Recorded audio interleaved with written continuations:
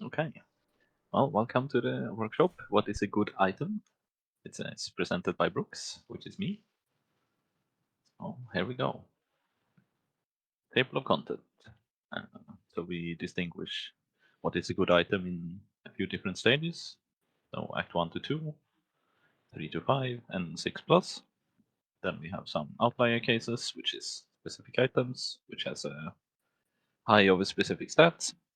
Then we have miscellaneous, which is going to talk a little bit about how to identify an item and how to look at it and how to communicate items to other people in the party. So, Act 1. Uh, most focus on the gear in Act 1 is on links and sockets. Generally, having no gear on with no sockets, well, it creates a big problem because you cannot equip your spells and attacks.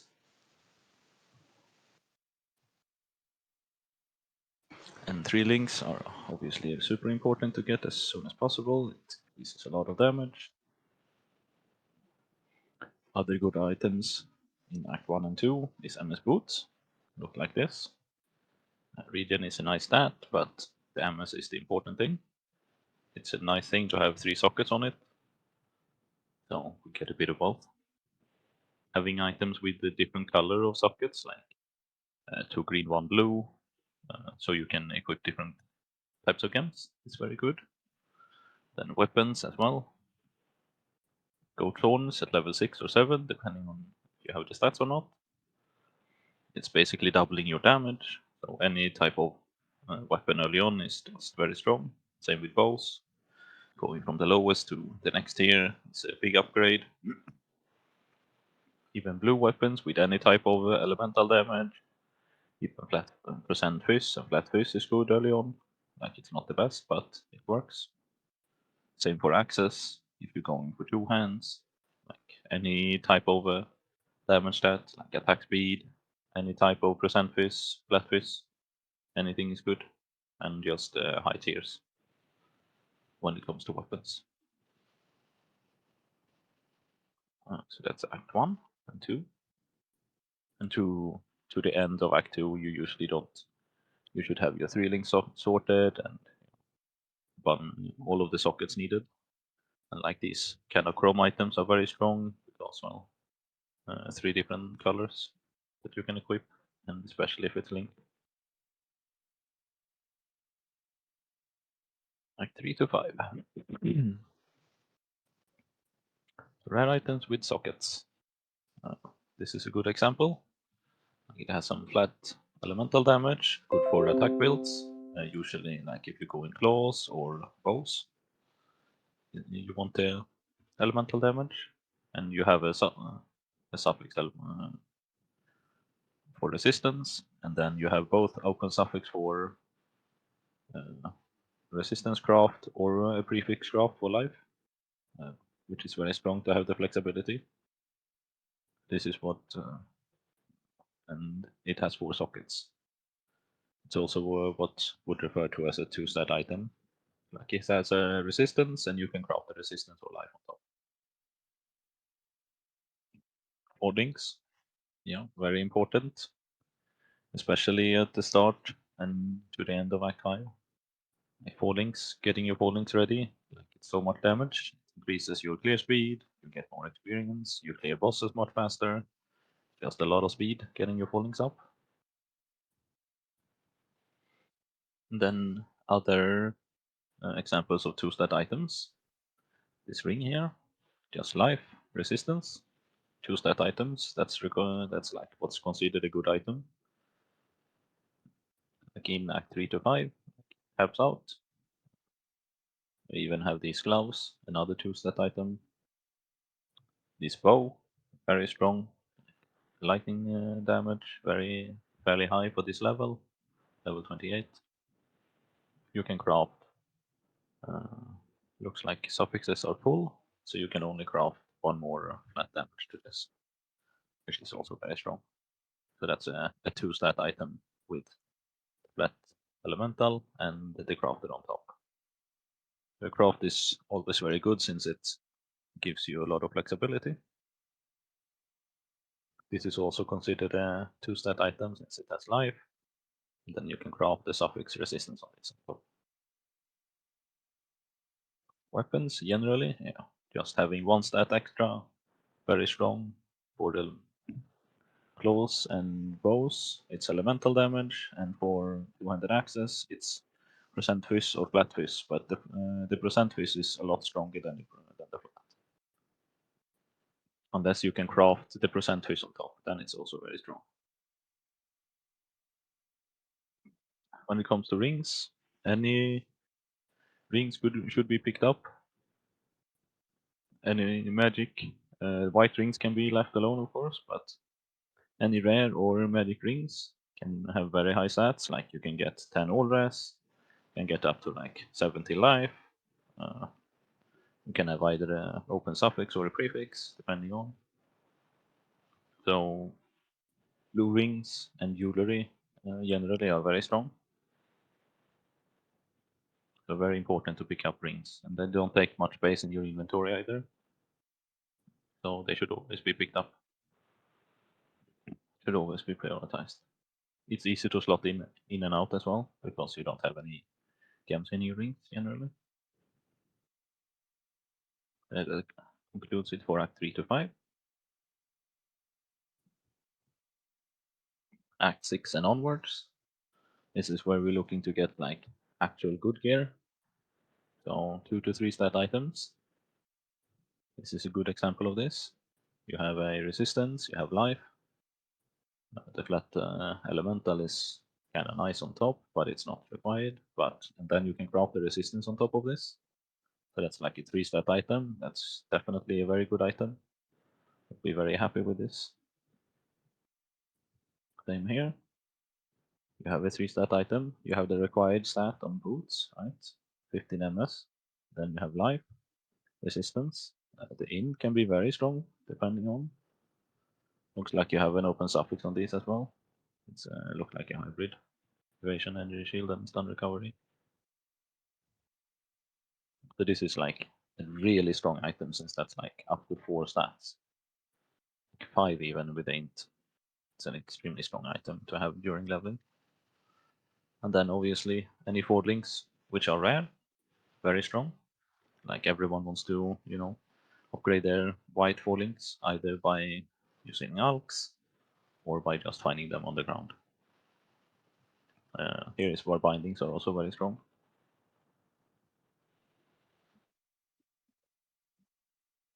Should note that it's important to pick up higher level bases if you're going to actually use alks and bindings.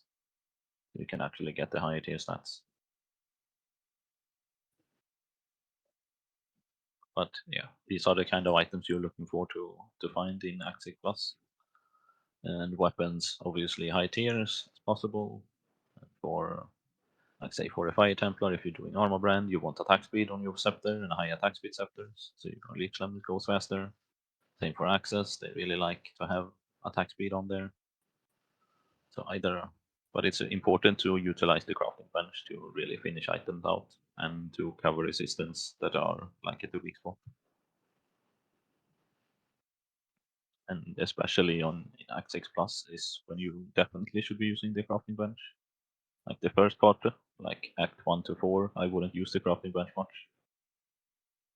Unless it's like specifically for weapons, is the only thing. Definitely don't be afraid to use the crafting bench. But also plan your trips there so you don't take too many loading screens. Okay, outlier cases. Items with extremely high life. We're talking like 80, 90 life, like on helmets and gloves specifically, and belts. You can have these. It doesn't need to require anything else on that item. Like even a fall link isn't usually required, like some sockets, but getting that kind of life is very strong. Like that's so much life that I consider that like a 2-stat thing. High flat LE damage on jewelry is another specific one that they usually don't require much else. It's just usually really strong for bow characters and especially for one-handed attack builds. So obviously the three different ones, the flat ones is cold, lightning, and fire, and then you have the wed as well, elemental damage with attacks. Also very strong stat. And on boots, high MS, also a very strong stat for many characters, like 30, 25 to 30 plus. If they had anything else on them, that's great, but just having 30 MS is usually just good enough. Another thing that can help a lot of builds, either save points or to actually use skills that I usually are not able to. If you find attribute items, it can be on any item, but usually on jewelry, like on belts, rings, or amulet. This is very helpful for many characters to just gain that extra stats. Oh, and that's also something to look out for specifically. And usually, if you have a lot of stats on a specific item, that can like usually you want something else, but sometimes the stat can just carry it itself. That's why it's an outlier case. Okay, going on to the next. Miscellaneous. How to read an item. Maybe I should have had an item on this page. But here we have usually how I read an item is I start with looking at the numbers because reading all of this text takes a lot longer time than just looking at these numbers real quick. I see here, usually that's some attack number. Here, that could be like either life, mana, evasion, energy shield, usually what this means.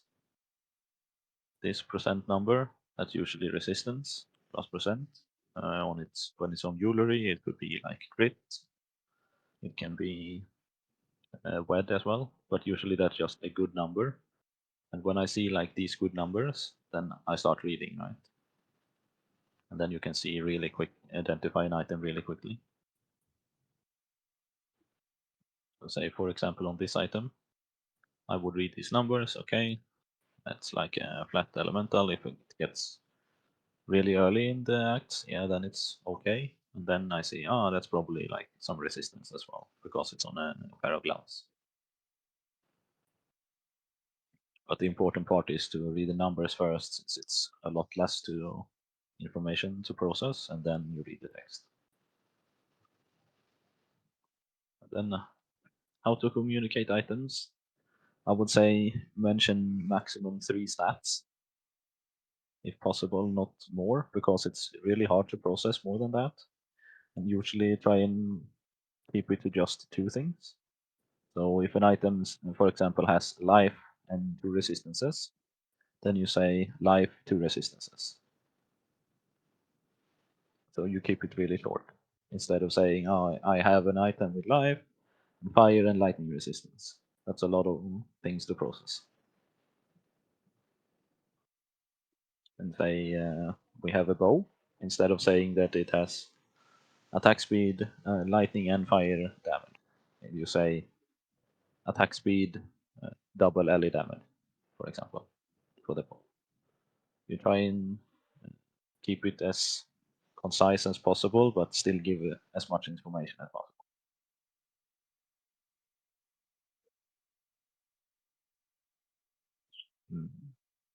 I think that is all.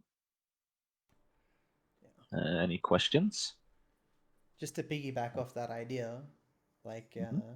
once you get a really good familiarity with the tiers of mods, especially for weapons, small Yeah, communication, just like I have crazy weapon for you, um, yeah, then that's like even better than going into detail.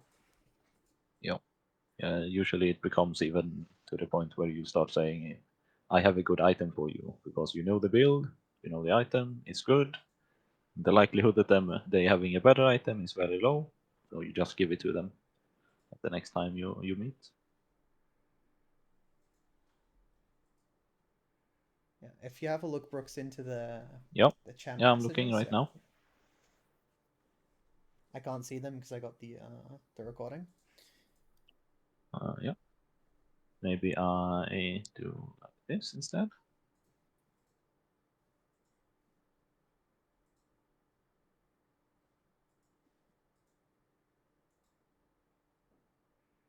Nope. Yo, No, not like this.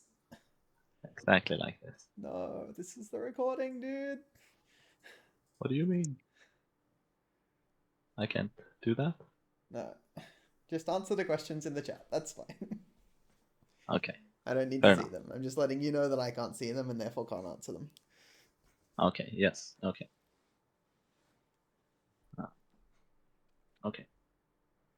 For real, would you just carry a 3-socket 10 ms boots to the end of the act? Yes, I think that would be a fine thing. If you pick them up in Act 1 and they have 3 sockets, absolutely. I would carry them all the way to Act 10. I wouldn't if they have good sockets. I think it kind of is build dependent though, right? Like if you're especially playing a shield charge or a bow character, like running Yeah, builds, I you'll would focus more probably on not. the movement Yeah, speeds. yeah. Specifically for attack speed and leaf slamming builds, I wouldn't mind carrying those boots all the way to Act 10. Next question. Are there minimum mod tiers you communicate? Like in Act 6, don't communicate tier 6 or lower mods. I would keep to like starting to learn around what kind of items people have in the run, and from there on out, like decide if an item is good or not. But generally, you can think about if an item doesn't have at least 2 stats, like with a craft, and 1 stat is equivalent to a craft. That's like the minimum, I'd say, for an item. Yeah, I have a really good example of this from the boot camp. I was Mm-hmm. asking like, "Hey team, my helmet sucks. I need any helmet with good stats. Like it doesn't matter the sockets or anything." And the answer I got a few minutes later was, "Hey SBL, I have a like it's not good, but it's got like life and strength." And I was Yeah. like, "Yeah, that sounds great." And this was like Act 5 or Act 4 or something. And then the item that gets dropped to me has like 8 strength and 10 life. And that item does not have any stats on it. Yeah, that does no that is not does not equal at least a craft. Yeah. So that's the minimum. Okay. Next question. Uh, how do you know if different parts of a run if you pick up too many or too few items?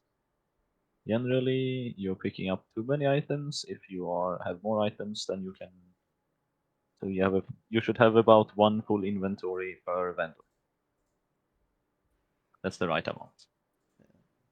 So yeah, it, Sometimes if you drop a lot of good items, the answer is you pick the good items out and you identify the ones you have in your inventory and throw them out, the bad ones. it slightly fluctuates in acts 1 to 3 based on your currency requirements as well. Um, so you're definitely not looting enough if you're not hitting your transmute requirements by level 24 for Firecaster, for example. Yep. For example.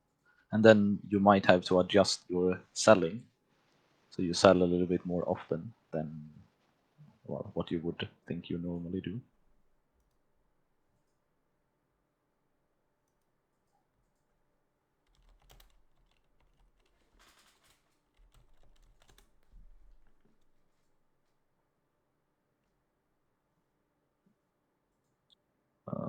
Exactly, Tiki. Or when farming, you spend more times to town to sell to the vendor. That's also viable when you're farming if you're in need of a specific currency.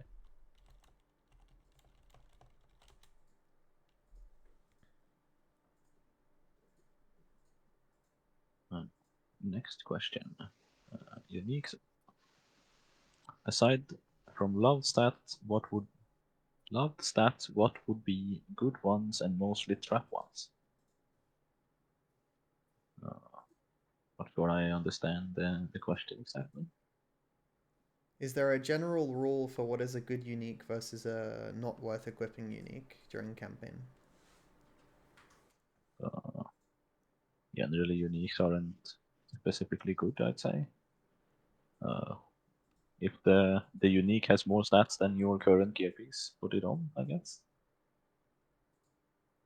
If it has desirable stats for your build, put it on. Otherwise, just vendor it. Say having access to alchemies is pretty powerful during campaign. So Yes, most of the just time when I vendor it. see a unique, I just look at arcshards. Yeah, I mean, there are different uniques with some, Yeah, it's fairly say, build MS reliant as well. boots. Yeah. Yeah, like in today's run, I was playing SRS Guardian and I dropped a Lear cast. So that would be an example of a good item to equip. Um, I did not equip it, Clear but you cost. know. Yeah, for the support, you mean? Is it party members or is it Yeah, allies or party members, allies? I think. Yeah, minions are allies, right? Yeah, okay, yeah, sure. Yeah.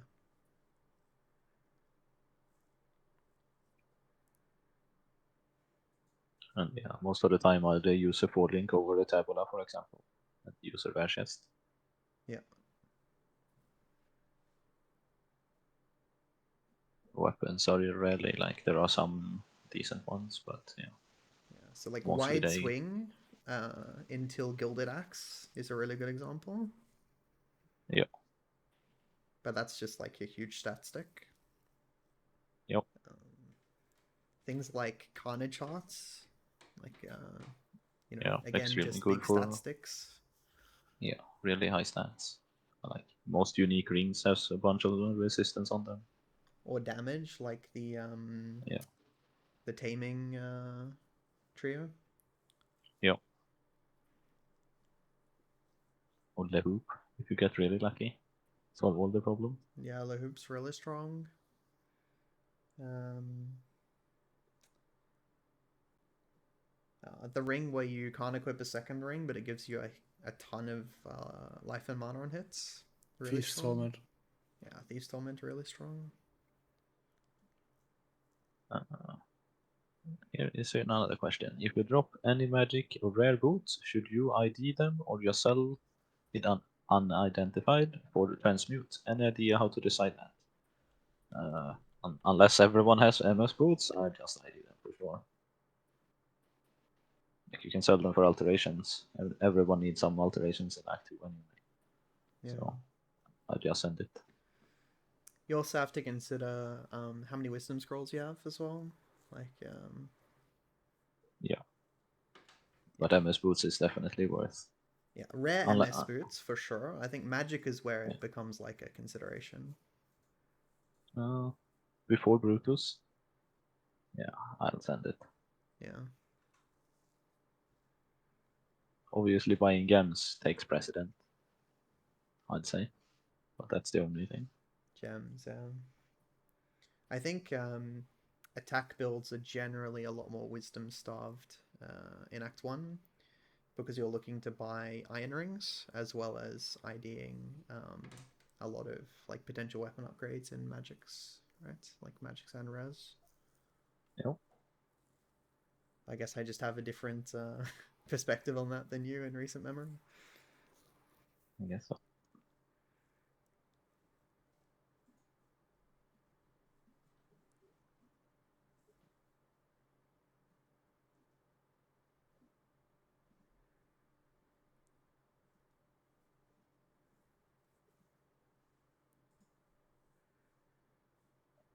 Should we give it a couple of minutes for any more questions and then call it done? Yep. Oh. Here's another question. What do you put your essence on? There was a debate whether it's best to use anger, hatred, wrath, weapons or versus armor. I'd say it depends. If the person wearing weapons are super struggling, then those could be used on a weapon to fix that. But generally putting it on 4 links is definitely very strong. Yeah. I think you want to generally prioritize any white 4 links should be made into rares. Yeah. Like you can drop weapon upgrades. There are other methods of getting a better weapon, Rare whereas 4 links are very hard, rare 4 links, yeah, very tricky. especially in the first half. Yeah, It's worth noting the Act 6 helmet quest reward after Chevron is a guaranteed 4 link with colors skewed to your character, and the Act 7 boots are a rare 4 link with colors skewed to your character. So those are two guaranteed 4 links that you can, in some ways, plan around to help solve some problems with gearing as well. Yeah, and sometimes they are even good rares. Yeah. I've yet to drop 30 MS boots from that, by the way. I think 25 is my PB. Also, the meme comes from that, like, one of the first few times I did it, I actually got 30 MS boots from it. Yeah.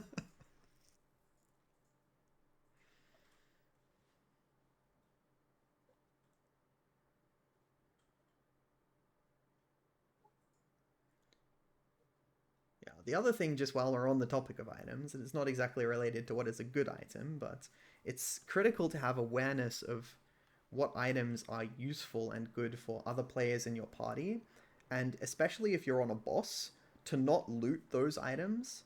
It happens very much so within the first 1 or 2 acts where people try to hoover up items just to make sure everything gets picked up and vended for shards. Um, but it can be extremely frustrating, say, like if you're playing a bow build and a rare quiver drops and then someone just yoinks a rare quiver who's playing like Firecaster or something. Yep. Okay, so there are 2 more questions here. Would you use an early alt on a 4 link if you don't have spares for Immolate, for example, later? Hoping you get some on the way and get early helpful stats. I would probably buy the gems first.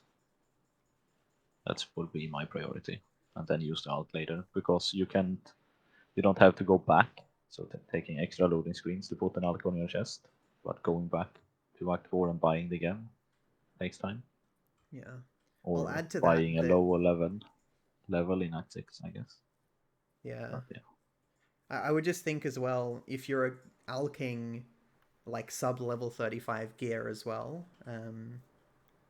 because generally those, like you're leaving Act 4 by level 33, level 34 in extreme situations, right? So the decision is, do I alk a piece of gear that I could equip at level 30 versus buying a gem? If the question was more like, do I alk a level 50 piece of gear, then I think it's slightly more incentive to alk the item just because of the mods that you can roll. Yep. Okay, next question. What utility class do you pay attention to, and which do you roll? Generally, personally, I don't use utility class during the acts more than a Quicksilver, and I never roll it. Other really good flasks that I would look out for is Silver, Jade, and Granite. Those are very strong flasks during the campaign. If you don't have other means of getting onslaught, Silver is very strong. I would generally not spend any time rolling flasks unless I get reduced duration on the flask. Mm. You could potentially roll for flasks if you want like a CB immunity at the level on the Hallowed flasks, level 42. That's the only one I would ever care about. Yeah. If you have a specifically mana and a build which needs a enduring mana flask, maybe I'd roll for that. But yeah, that's mostly it. I'd add it's build dependent as well, right? So like I Yeah, found exactly. myself playing on builds where you have access to mana leech or mana on hits, then and life leech, I guess. Then you have more flexibility in adding utility flasks to your build. So I Yeah, feel like for for sure. me this is much more like a ranger thing, where I'm adding utility flasks. Very much if I'm playing casters, I'm definitely on like the double life, double mana, quicksilver. Yeah. Um, but yeah, I would say granite is the flask I take in 90% plus of my runs at the Act 5 quests, and then I try to fit Oh, that in. Um, yeah, Granite are very strong, and so are but Jade as well, I'd say. yeah, Okay, next question. Is boot with Quicksilver recipe just a waste of time? Any niche that you think it might be useful, we just don't think about it. If you have like a bunch of extra Quicksilvers, absolutely go for the Quicksilver recipe. If you're a movement speed class, if you're shield charging, or if you're like a ranger, definitely go for it. Like if you're in shield charging Necromancer, for example, like definitely Yeah. go for it. Or you're shield charging Guardian for that matter as well. You're Yes. loving with minions. It's So very useful. what we do at League Start is we have Hideout support run Quicksilver Flask quests until we have access to a bunch of Quicksilver Flasks, and for anyone who's running, we find them like a good 3 link or a 4 link boots, and then recipe that up to like 25-30 ms. Yep, that's a very useful one. Yeah. Okay, next question. I say I find the second Quicksilver at ledge. Do I keep for myself or give to SBL, knowing he zooms harder than I do? Generally, it takes more time to give the Quicksilver over uh, before Brutus, so maybe at that point at the earliest. But I also say it's build dependent. If you're a Leaf 11 character, you don't really care too much about it. So then I'd probably give it away. Yeah. Just allocate movement speed resources specifically to characters that care about running more than others. Yep. There's essentially three versions, right? There's Leap Slam, Whirling Blades, and then movement. And movement speed covers shield charge and movement like running. Yep. And generally, equipping one character doesn't really help uh, the whole team. It's generally better to just equip everyone equally, so your everyone is strong. Yeah. But yeah, generally you should funnel like specific items fit for specific builds, right? If you have flat LED damage rings, yeah, give it to the bow character, to the Venom Dryer carry. If you get cast speed rings, give it to the Fire Templar. Or you got yeah, Yeah. Giga Axe, give it to the guy with who's using the 200 axes. An example of this is say like, let's say Act 5 ring reward. I get a ring with double res life, and I'm playing Venom Gyre. I'm like, oh, this is an awesome ring. And then I read further down, and it also has 12% cast speed. I should give this item to someone who can make use of the cast speed because it's a very strong stat. Exactly. So try and maximize the potential of the items, basically. It's a good way of describing it.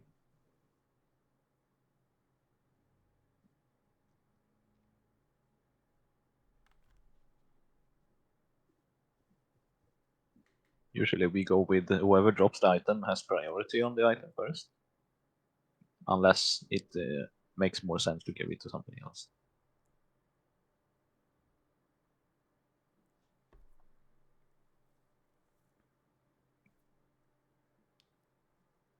Okay, I think give it 2 more minutes. If there is no more questions, I'll end it 3 hours later. You know what, guys? I think we could give it another 2 minutes and. Okay, dude. A lot of good questions. Yeah.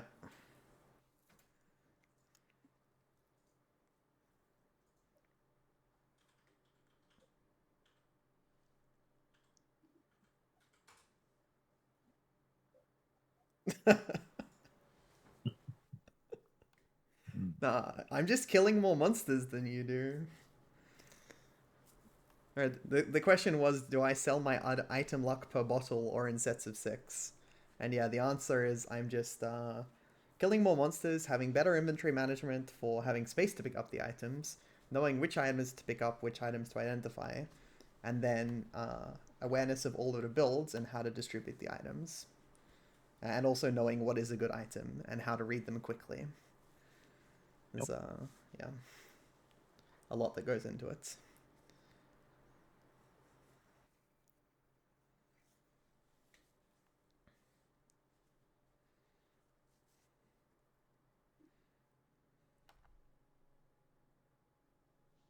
Okay. Well, people seem to just be grouping up in chat, so I think we Yeah, conclude it there. let's end it here.